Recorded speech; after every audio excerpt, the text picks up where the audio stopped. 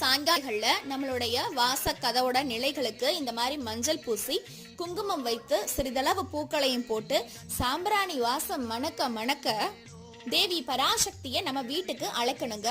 எல்லா மாதங்களும் ரொம்பவே சிறப்பு. அதுல இந்த ஆடி மாதத்துக்கு ஏன் இவ்வளவு சிறப்பு தெரியுமா? ஆடி மாதம் எல்லா கோவில்கள்லயும் தேவி பராசக்தி, அம்மன், சிவபெருமான், பெருமாள் என்ன எல்லா கோவில்கள்லயும் சிறந்த வழிபாடுகளும் பூஜைகளும் நடைபெறுது.